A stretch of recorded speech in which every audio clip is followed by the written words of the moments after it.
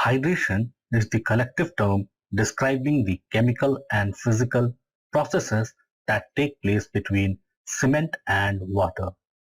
Hydration of cement is very important as it is responsible for setting and hardening of concrete. In this session, we will discuss about hydration of cement.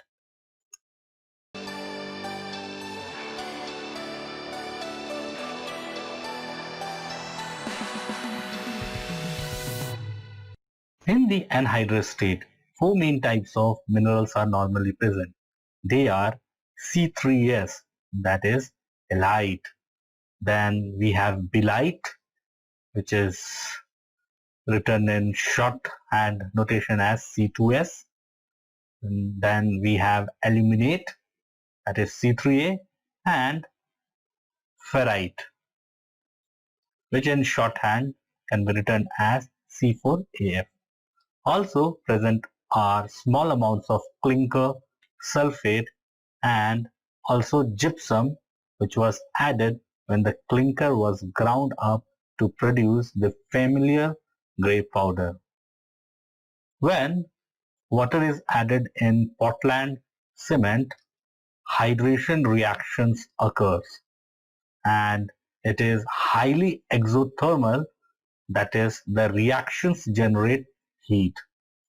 Heat develops rapidly during setting and initial hardening and gradually declines and finally stabilizes as hydration slows.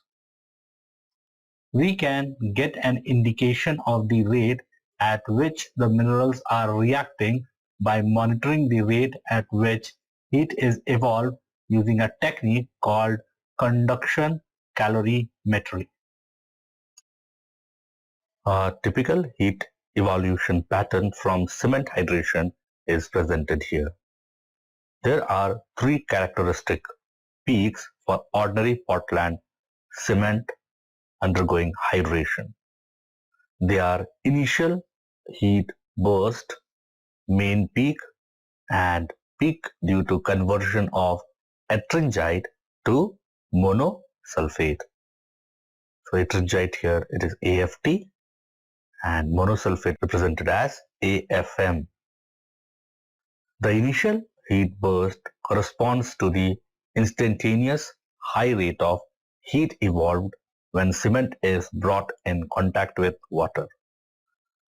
Hydration of tricalcium silicate, that is C3S, and tricalcium aluminate, that is C3A, also contribute to this peak.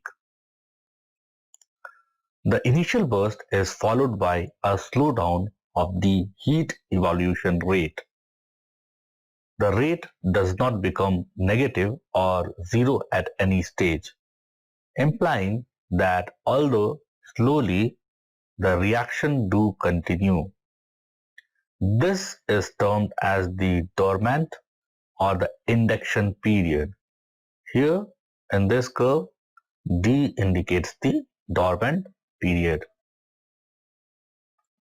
This period is followed by the main peaks of cement hydration, which is associated with the rapid dissolution of tricalcium silicate to form calcium silicate hydrate and calcium hydroxide and formation of ettringite from tricalcium aluminate. A slowdown of the hydration process beyond the mean peak leads to lower rates of heat evolution. Here you can observe a broader peak which is associated with the conversion of ettringite to monosulfate. It is difficult to obtain the correct relationship between heat evolution and temperature unless the system is perfectly insulated. Another problem is the dependence on the water to cement ratio. Water has a much higher specific heat than cement. Thus, when more water is present, a higher degree of heat will be required to increase the temperature of this system. Cement also contains highly soluble alkali oxides. The dissolution of these compounds is responsible for the high alkalinity in the range of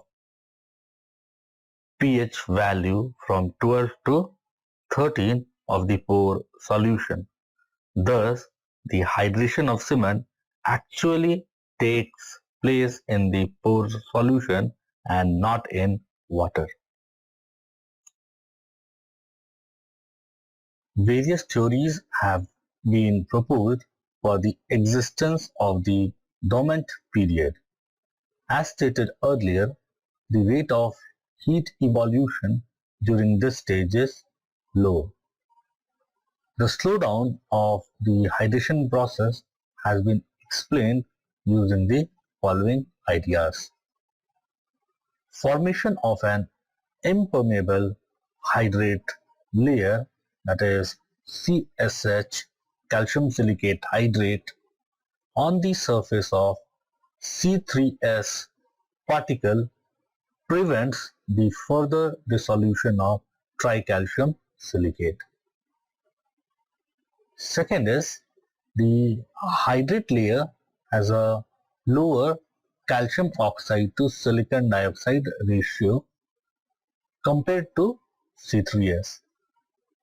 This results the calcium ions to be released into the liquid phases, which contains hydroxide ion also, and a silica rich layer forms on the surface of the C3S particle. This results in electrical double layer, thus preventing any reaction to form calcium silicate hydrate by impeding the passage of ions. Thirdly, liquid phase gets supersaturated with respect to calcium hydroxide. As a result, calcium hydroxide starts precipitating, and this stops the further dissolution of C3S. The end of the dormant period can come about in many ways. Firstly, the barrier can weaken due to aging. Secondly, diffusion of ions can occur across the barrier by osmosis. Thirdly, a gradual weakening of the electrical double layer may occur.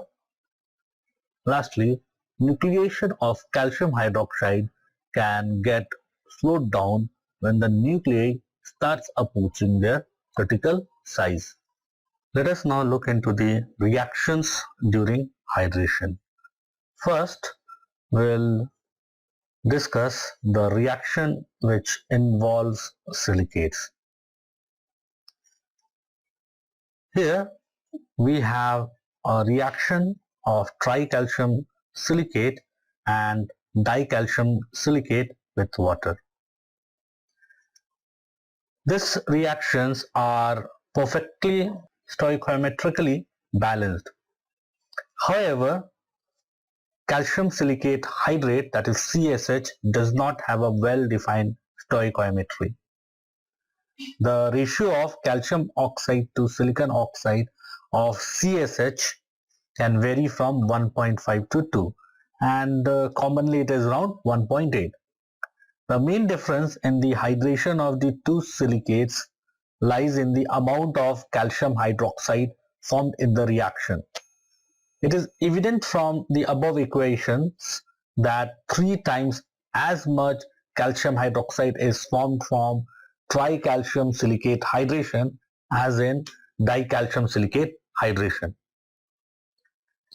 Calcium silicate hydrate does not have a definite structure, is thus termed as a gel. calcium hydroxide deposits as a hexagonal crystals generally oriented tangentially to pore spaces and aggregates along the longitudinal axis. The calcium silicate hydrate has a short networked fiber structure which contributes greatly to the initial strength of the cement glue. Here we have a micrograph obtained by scanning electron microscopy. The image here reveals the gel-like nature of CSH on a fractured surface of a Portland cement mortar here. In this image, marker shown here has been zoomed to show how the gel-like nature of CSH appears. The elemental oxide composition of this CSH gel at this point can be seen below, which reveals main composition of oxide as calcium and silica. Here this is another micrograph of a polished surface of a Portland cement mortar. This marker point has been zoomed to get more details of the microstructure of the cement. Now the bright particles which you can see here is the unhydrated cement, while the grayish background is your calcium silicate hydrate, that is CSH, while the white rims around the aggregate pieces are deposits of calcium hydroxide, and this can be revealed like here you see these rims are being present. Now when I take the elemental oxide composition, the main composition which we can find at this marked point is of calcium, that is you have more of calcium hydroxide. Reactions involving the aluminates. In the absence of gypsum, calcium aluminate hydrates form from tricalcium aluminate, resulting in a flat set of the cement paste. C2AH8 is a metastable phase that deposits as a hexagonal platelets similar to calcium hydroxide. Above 30 degrees centigrade, this is converted to cubic hydra garnet, that is C3AH6. In the presence of gypsum, tricalcium aluminate reacts with gypsum in presence of water to give ettringite or to form ettringite or the AFT phase. This AFT phase gets deposited as a acicular columnar hexagonal crystals. The presence of tubular channel in between the columns can lead to high water absorption and swelling by ettringite. This is one of the theories explaining the expansion caused by ettringite formation. Here in this SEM image of a fractured hardened cement paste is showing plates of calcium hydroxide and needles of ettringite. Nearly all the sulfate ions gets combined to form ettringite in an ordinary Portland cement. If there is still tricalcium aluminate left after this reaction, it can combine with ettringite to form monosulfate or AFM phase, which is a stoichiometry of C4A S bar H 12 to 18. If there is sufficient excess tricalcium aluminate, then C4AH13 can also form as a hydration product and can exist in a solid solution with monosulfate. Reactions involving the ferrite. The ferrite undergoes two progressive reactions with the gypsum. In the first of the reaction, the Ferrite reacts with gypsum and water to form ettringite, lime, and alumina hydroxide. In the second reaction, the ferrite further reacts with the ettringite formed from above to produce garnets. The garnets only take up space and do not in any way contribute to the strength of cement paste.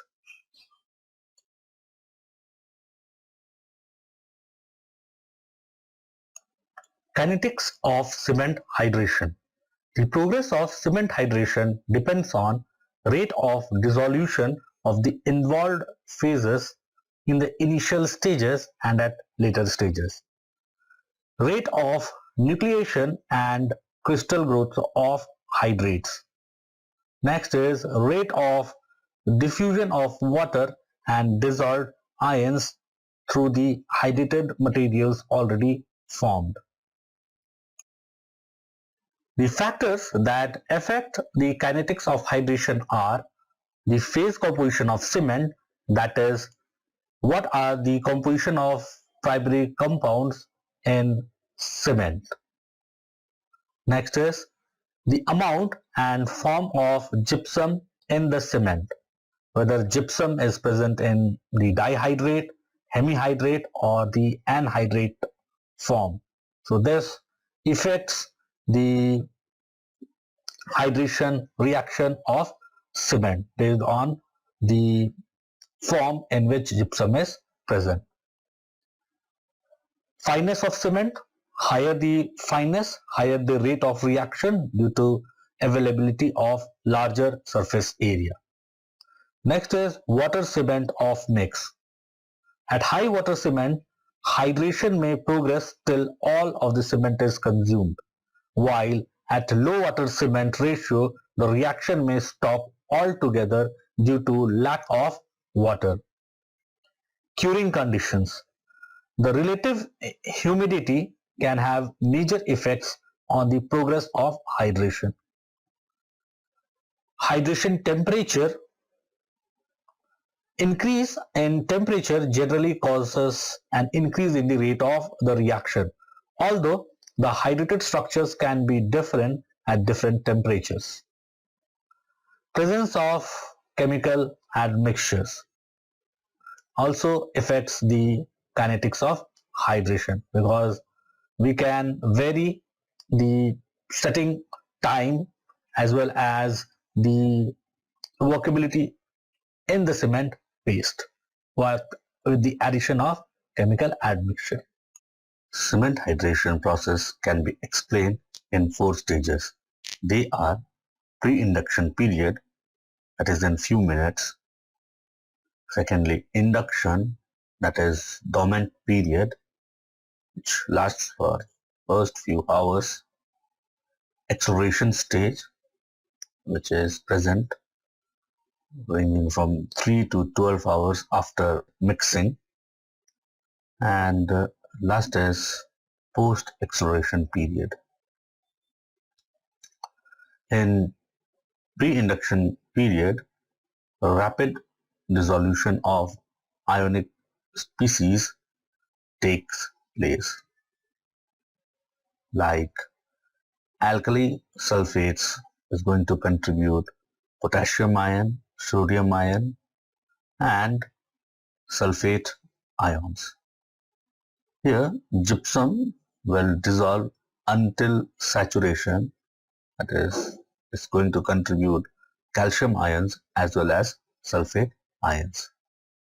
Calcium silicate hydrate, that is CSH, is going to form on the surface of dissolving tricalcium silicate. The ratio of C to S in CSH is lesser than of tricalcium silicate, thus it will increase the calcium ion concentration in the liquid phase occurs, thereby forming an electrical double layer, and calcium hydroxide precipitation is going to lead to the dormant period. Tricalcium aluminate will dissolve and react with sulfate ion to form ettringite (AFT), which forms a surface barrier. Tetracalcium aluminoferrite also reacts to form ettringite. Only very small percentage of tricalcium silicate will react at this stage. In the induction or dormant period, which is present for first few hours, here the calcium hydroxide concentration in the liquid phase reaches a maximum and then it starts to decline, while the concentration of sulfate ions remains constant as the amount consumed due to ettringite formation is balanced by the amount dissolved from gypsum. In the acceleration stage, which has the time range between 3 to 12 hours after mixing, nucleation and growth of calcium silicate hydrate and calcium hydroxide will occur. Tricalcium silicate will also start hydrating substantially. Calcium ion concentration in the liquid phase declines and calcium hydroxide will start precipitating. Sulfate ions here in acceleration stage, its concentration will decline with increased ettringite formation and absorption of sulfate ions on calcium silicate hydrate gel. Lastly, we have post-acceleration period in which there will be slowdown or decline in non-reacted material because of the process becoming diffusion controlled. The contribution of dicalcium silicate will increase steadily, which will lead to a decline in the rate of formation of calcium hydroxide. Also, consumption of sulfate ions leads to a conversion of ettringite to monosulfate.